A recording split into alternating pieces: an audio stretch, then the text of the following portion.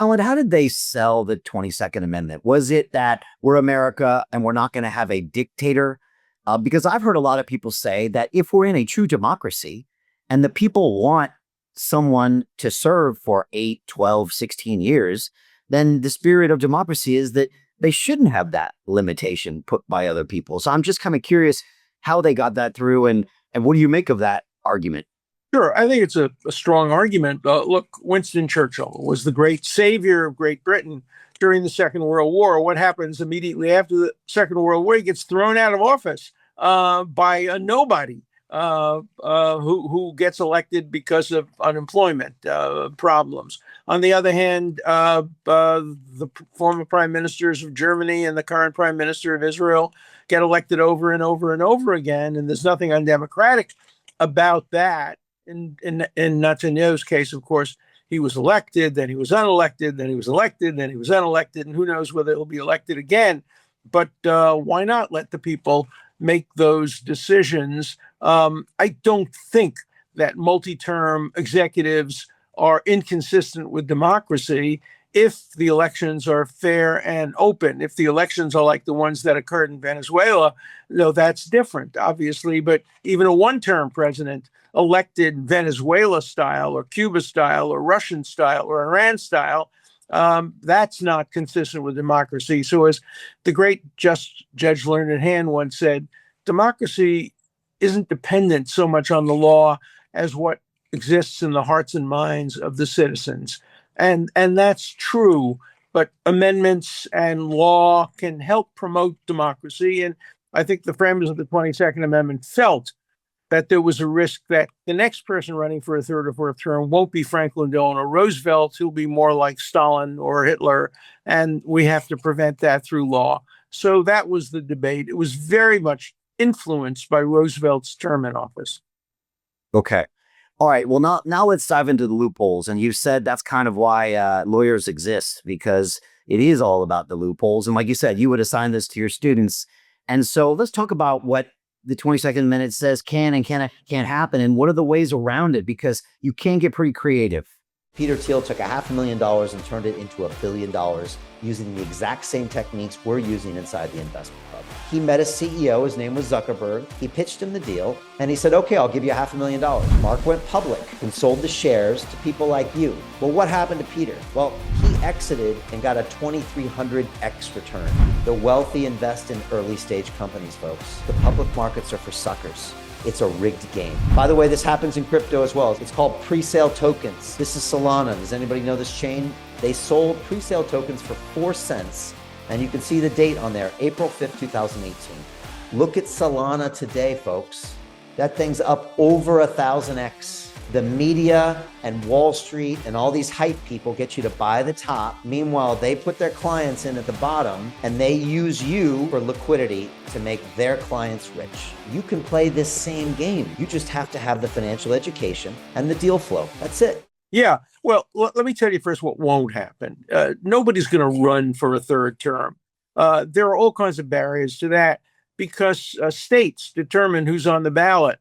And there would be enough states to say, look, if you've had 2 terms, look at the 22nd Amendment. We're not going to let you run.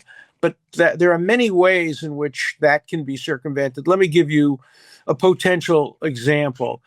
We live in an age of terrorism. It is not beyond the range of possibility that a president and vice president could be assassinated at the same time. We already have what's called a designated survivor. When we have the State of the Union message, the cabinet is in the Congress, but one member of the cabinet stays home and is surrounded by guards in case, God forbid, there's a massive explosion and everybody is killed. You still need to have a president. So let's assume the president and the vice president are killed, and then the current Speaker of the House is incompetent, either very old or of a different party or no experience. And so the House of Representatives elect somebody. You don't have to be a member of the House to be elected Speaker of the House. Elects Obama to be Speaker of the House, or Clinton to be Speaker of the House, or Trump to be Speaker of the House. And then according to the statutes, that person ascends to the presidency without being elected. That's probably the most likely scenario. that could occur. Another one, which is much, much less likely, is you have a second-term president who runs and loses in the electoral college, or even wins in the electoral college, but he tells his electors not to vote for him. So on the first ballot, the electoral college fails to have a majority for any one candidate. Then it gets thrown to the House of Representatives, which chooses, not elects, a president.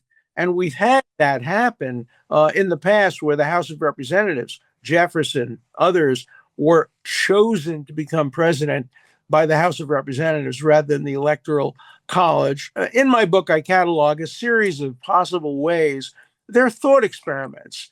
They're not designed to tell people what to do in the real world. But as a law professor for 50 years, I specialized in creating hypotheticals for the students to address. And the reason to have a hypothetical is when you have a hypothetical, you don't know the name of the person. It's behind a veil of ignorance. You're addressing a systemic problem under the Constitution without knowing who will benefit and who will lose. That's what I try to do in the book. I'm not seeking partisan advantage. I'm for 60 years, I've been a Democrat. I did vote against President Trump, both in 2016 and 2020. My wife will not allow me to reveal who I voted for in 2024. So to preserve my marriage, I'm keeping that a secret, but I'm not a Republican.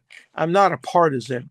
And so the book is not designed to help anybody serve a third term. It's really designed more to get the 22nd Amendment to be amended to make sure that the will of the people and the will of Congress is reflected in the statute. To continue watching the rest of the episode for free, visit our website londonreal.tv or click the link in the description below.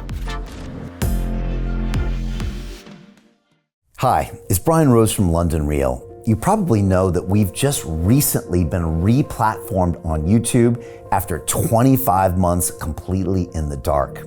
The truth is, I really need your help. What I really need you to do is click on that subscribe button right now, like this video, and maybe even leave a comment or share the link with friends. We're really fighting against an algorithm that's tried to keep us quiet for so long. And the more subscribers we have, the more people watch our content, the better guests we can bring you, the better content, and we can continue transforming lives. We've been doing this for 14 years now. I want to do this for another 14 years, but I really need your help. So click on that subscribe button, like the video, leave a comment, share this, and we're going to continue to bring you more and more great content. Thank you.